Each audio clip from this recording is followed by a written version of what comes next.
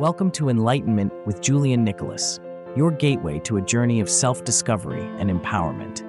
In each episode, Julian delves into the essence of wisdom and self-esteem, offering insights and messages to inspire your growth. Now, here's your host, Julian, to guide you on this transformative journey towards living your best life.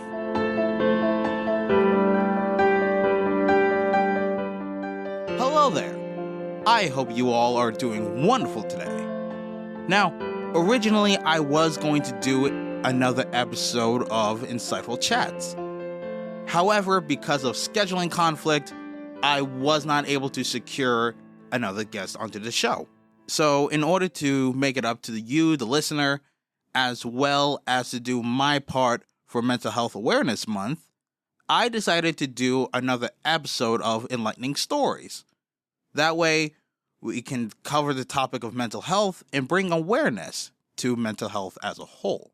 As for Insightful Chats, I will confirm when a new episode will be released by next week.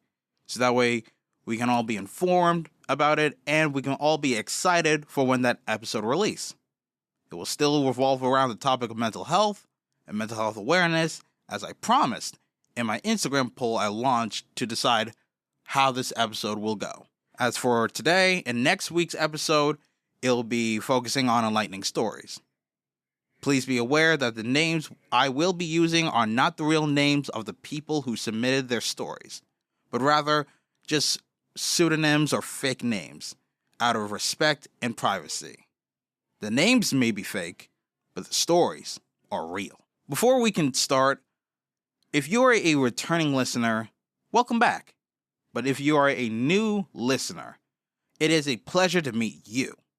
If you desire to improve yourself, make sure you subscribe or follow wherever you're listening to this podcast. Give it a like and spread the podcast to whoever you know. By doing that, you become an instant member of the Enlightenment Hive Mind, a community of Enlightenment listeners who want nothing more but to seek and spread the words of truth, wisdom, and knowledge.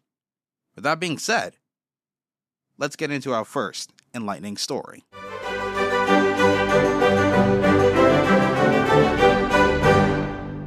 Our first enlightening story comes from Jonathan. He writes, "Well, one struggle I had was being under pressure.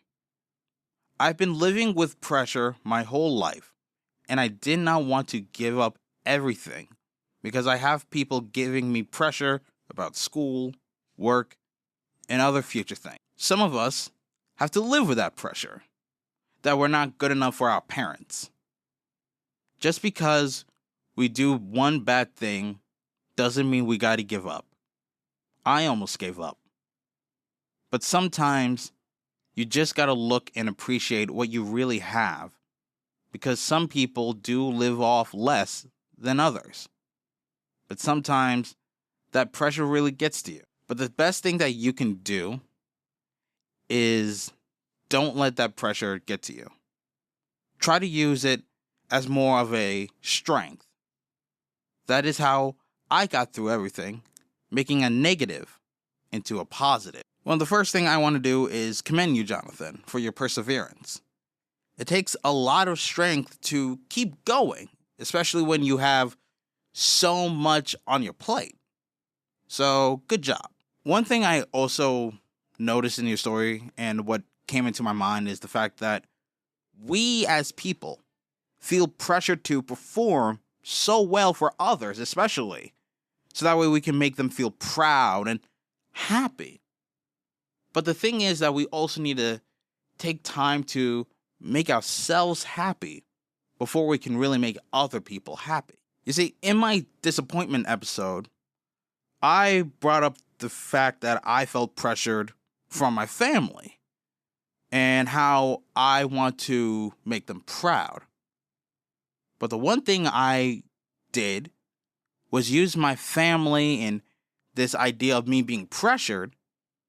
I used that and try to use that feeling into something that is more positive and something more helpful for me.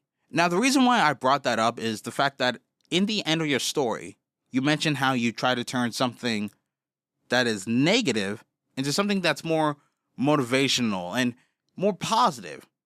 That way, you kept defying the odds, you kept defying those challenges, and you were able to really push yourself and to keep going, especially when all that pressure is really on you. So once again, Jonathan, I like to thank you for submitting your story, and I want you to keep up with that persistence.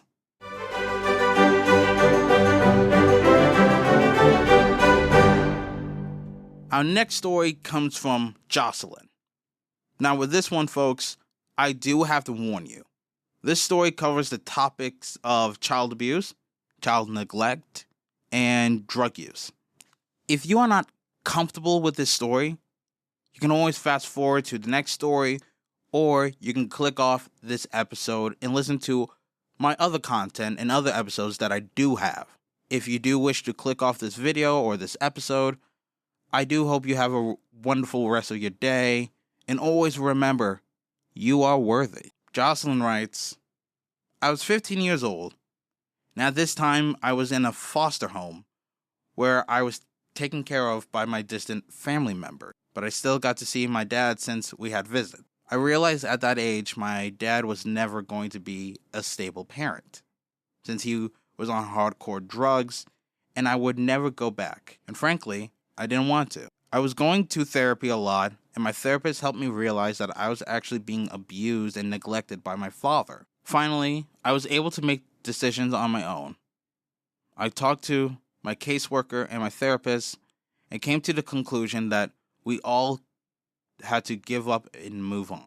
So we set up a meeting with me, my little brother, my therapist, and caseworker. I spoke on behalf of my little brother that I no longer wanted my dad in my life, and I will never speak to him again, to his face. My father was so angry, he looked like he could beat the F out of me, but he didn't. And I stayed strong and stuck with my truth. That was honestly the best thing that has ever happened to me. I have never had at least a nice conversation with him. And after that last attempt of reaching out to me, he probably will never speak to me again, and that was the goal. First of all, I just want to give my condolences to you, Jocelyn, for what you've gone through. Abuse in general is a horrible and awful thing, but the fact that it was a child, especially you and your little brother, and the fact that it was from someone who meant to protect you, your father, it makes things sickening, honestly. It must have been a really difficult decision for you to really make. After all, this is your father. And the thing is, your father was a drug addict, and it is difficult for someone to really recover and fight off any addiction, especially drug use. However, this is not me trying to ignore what your father has done. I still want to condemn him for his actions. And I also want to make it aware that people are not willing to change. Like, if they're not willing to change themselves and to really grow as a person, let that befall on them. People who are unwilling to change themselves, don't force it on them. You can encourage them to change, but you also got to understand that they have to change for themselves. They have to really look at themselves in the mirror and say, I want to change. I don't like the way I'm living, so I want to better myself. I want to change myself. And one thing I want you to really take from this is the fact that it's important to really take care of your own well-being and not allow the feelings of others to take precedence. Because while, yes, it's important to really consider someone's feelings, at the end of the day, you have to focus on yourself and your own wellness before you can really focus on other people. Just want to take the time to also let you know, Jocelyn, that you are very strong. You're not only strong for sharing your story here on the podcast, but the fact that you face that much adversity and making that tough decision for yourself and for your little brother, that takes a lot of courage. That takes a lot of strength to really do that. And with that, I just want to commend you and say good job, and just the fact that I hope you continue to better yourself and better your well-being.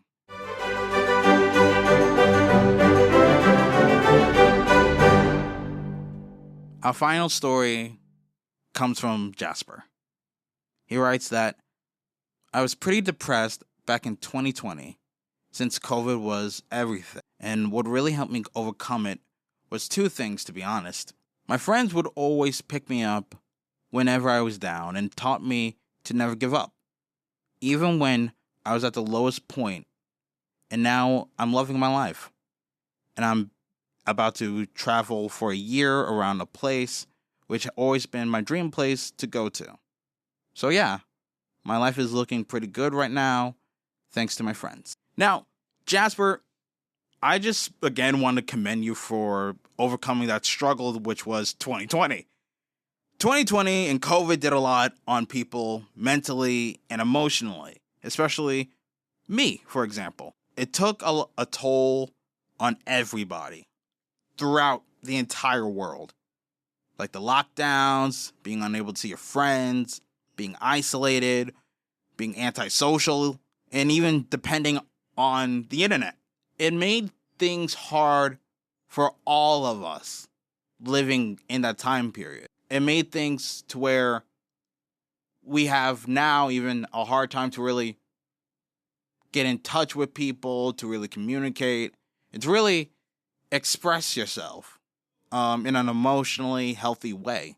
And don't get me wrong, I love your story, Jasper. But one thing I would have enjoyed is how music helped you with the hard times you were going through during 2020. Because you mentioned how, strangely enough, music helped you progress through 2020. And I thought it would be interesting for you to really touch a little bit on how music helped you progress and helped you grow and really make you come out of 2020 with a better mindset. And one thing I like to mention is how you had a really supportive and a really great friend group to have, and how important it is to surround yourself with people who really look out for you, not just you, but also your well-being. You see, in the world that we live in, we have people who claim to be your friend, but they don't really value or even consider your emotions or how you feel about something, let alone you as a person. In my opinion, it's better to have limited friends. Because when you think about it, why surround yourself with tons of people who really do not care about you and really don't have your best interest at heart? Why surround yourself with that type of group where they don't even consider you as a friend, really? Rather, you're just someone that's there. Instead, surround yourself with the people who not only value your feelings and who you are and how you feel, but also appreciates you, respects you. That's why it's good to always surround yourself with those type of people, because even though it may be a small number of friends, at least those are the friends that really care about you and want to see you not only succeed, but to also feel and do well mentally, emotionally. Those are the type of friends you want to have. Speaking of my friends, you have reached the end of this installment of Enlightening Stories. To ensure you are in the right headspace and to continue to follow the path of progress, to better equip yourself with the sage wisdom to help guide you on your journey called life. If you wish to continue our weekly talks on how to become a better version of yourself, my suggestion is to press the follow or subscribe button wherever you are listening to this fine podcast. If you feel like someone could be in need to hear these words, to steer them into the path of progress, and to feel empowered, informed, and inspired, why not share this podcast and its teachings to them? Until next time on your journey, my friend, keep the candle burning. Thank you for listening to Enlightenment with Julian Nicholas. We hope today's episode has sparked new insights and empowered you on your path to personal growth. For more inspiration and wisdom, be sure to subscribe and follow. Connect with Julian on Instagram at enlightenment_pod. And if you found value in the show, please tell someone else. Join Julian next time as he continues his journey towards enlightenment. Until then, remember to embrace your journey and live your best life.